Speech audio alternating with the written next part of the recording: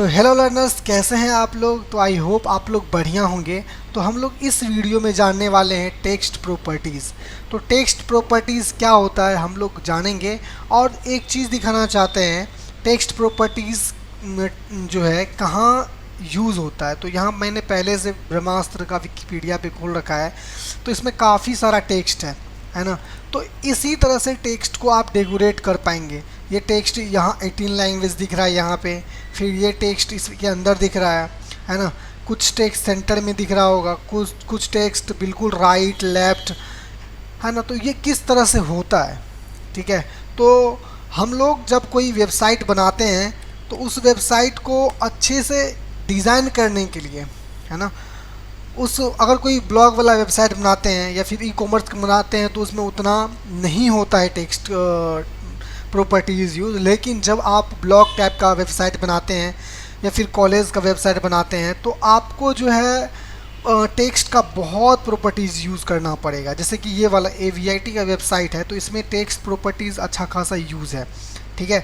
तो गाइज़, आप अगर टेक्स्ट प्रॉपर्टीज़ बढ़िया से कर लेते हैं तो आप अपने वेबसाइट को एक अच्छा लुक देने के लिए आप बहुत ही बढ़िया से कर पाएंगे। तो चलते हैं, हम लोग इसी चीज़ को बहुत ही बढ़िया से जानते हैं। गाइज़, अगर कोई व्यूअर नए हैं तो ये कंप्लीट वेब डेवलपमेंट का सीरीज चल रहा है, तो अगर चैनल को सब्सक्राइब नहीं किए हैं तो please subscribe this YouTube channel and press the bell icon, ताकि आपको नए वीडियोस बहुत ही जल्दी मिल जाए। और आपके लिए एक इन्फॉर्मेशन है, अगर आप टेलीग्राम चैनल से नहीं जुड़े हैं तो लिंक डिस्क्रिप्शन में है, टेलीग्राम चैनल से जुड़ जाइए।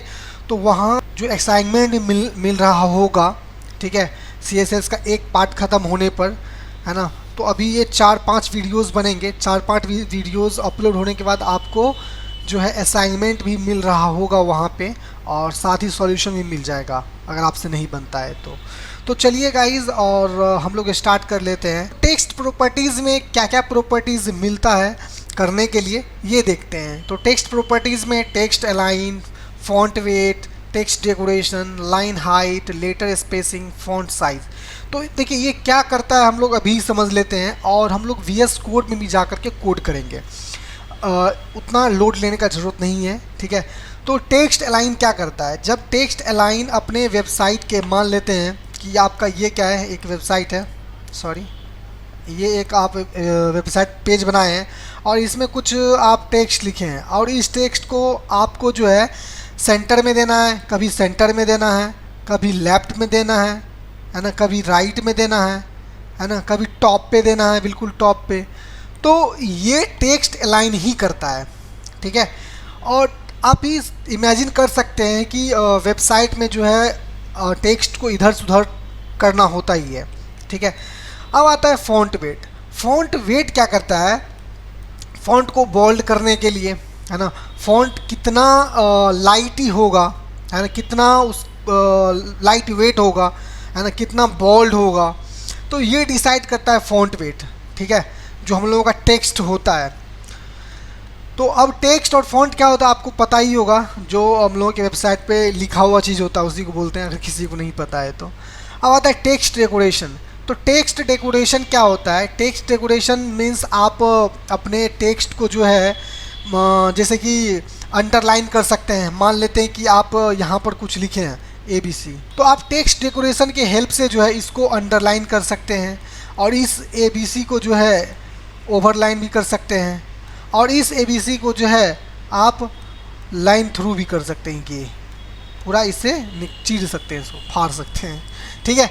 और टेक्स्ट डेकोरेशन से हम लोग वो भी कर सकते हैं, जैसे कि हम लोग एंकर टैग जिसमें भी लगाते थे तो वो क्या होता था, वो अंडरलाइन हो जाता था, ठीक है, वो अंडरलाइन होता था, और अंडरलाइन वो हटता नहीं था। तो हम टेक्स्ट डेकोरेशन की हेल्प से जो है उस अंडरलाइन को हम लोग हटा सकते हैं। जैसे कि कोई लिंक अगर है, अगर मान लेते हैं कि अगर किसी वेबसाइट पे जाते हैं तो आपको लिंक मिल रहा होगा ये वाला, है ना, तो ये भी तो अंडरलाइन हुआ होगा, है कि नहीं। तो ये अंडरलाइन क्यों नहीं दिख रहा है, तो हम लोग इसके हेल्प से क्या कर सकते हैं, टेक्स्ट डेकोरेशन नन कर सकते हैं, तब वो हट जाएगा, ठीक है। तो गाइज़, आपको ये चीज़ अच्छे से समझ में आया होगा। तो अगला हम लोगों का क्या है, लाइन हाइट है। तो लाइन हाइट क्या होता है, जैसे कि अगर एक चीज़ यही समझाते हैं, लाइन हाइट, अगर इस चीज़ को सेलेक्ट करते हैं और इस चीज़ को सिलेक्ट किए और यहाँ पे हम लोगों को लाइन हाइट इस पावर पॉइंट में मिल रहा होगा, ये रहा लाइन हाइट। तो यहाँ पर ये लाइन हाइट है। अगर इसको बढ़ाते हैं 1.5 2.0, ये देख सकते हैं इसमें गैप आ रहा है। इसमें अभी देखिए बिल्कुल जो है गैप नहीं है, लाइन हाइट नहीं है, बहुत 1.0 है। जब इसको 1.5 करते हैं, देखिए 2.0 करते हैं, 2.0 करते हैं, कितना लाइन हाइट हो गया। तो यानी कि इसके बीच का ये जो स्पेस है, ठीक है, ये जो स्पेस है ना, तो यही है लाइन हाइट। तो आई होप आपको समझ में आया होगा कि लाइन हाइट क्या होता है, ठीक है। तो अब हम लोग समझ लेते हैं, अगला है हम लोगों का लेटर स्पेसिंग।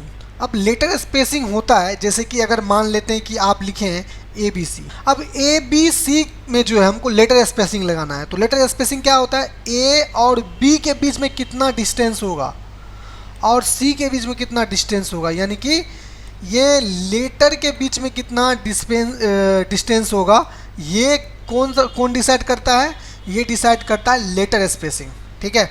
अब आता है फॉन्ट साइज़। फॉन्ट साइज़ क्या करता है, हमारे वेबसाइट के फॉन्ट को बढ़ाता और घटाता है, ठीक है। तो जो भी फॉन्ट देखते हैं, font size 30px 20px 1 rem em, तो हम लोग सारा कुछ समझेंगे फॉन्ट साइज़ के बारे में, है ना। और एक होता है फॉन्ट फैमिली जो हम लगाते हैं, जो आपको सेंस सेरिफ देना है या कुछ और देना है, तो वो भी हम लोग जानेंगे। तो ये हो गया टेक्स्ट प्रॉपर्टीज़। और इस टेक्स्ट प्रॉपर्टीज़ को आपको जो है क्या करना है, आपको MDN पे जा कर के इस चीज़ को सर्च करना है, टेक्स्ट प्रॉपर्टीज़ MDN, ठीक है। इस चीज़ को हम लोगों को यहाँ से देखना है कितना टेक्स्ट प्रॉपर्टीज़ हैं। तो आपको टेक्स्ट प्रॉपर्टीज़ यहाँ देखने के लिए मिल रहा होगा। तो और भी ये बहुत सारे हैं, लेकिन जो मेन हम लोगों के वेबसाइट को बनाने के लिए चाहिए वो हम लोग अभी पढ़ेंगे, ठीक है। दैन हम लोग अब एक एक करके पहले टेक्स्ट अलाइन पढ़ेंगे, उसके बाद फॉन्ट वेट पढ़ेंगे, फॉन्ट टेक्स्ट डेकोरेशन पढ़ेंगे, ठीक है, ताकि एक एक करके पढ़ेंगे और सेपरेट वीडियो में पढ़ेंगे, ठीक है। तो चलते हैं गाइस, सबसे पहले हम लोग टेक्स्ट अलाइन पढ़ते हैं।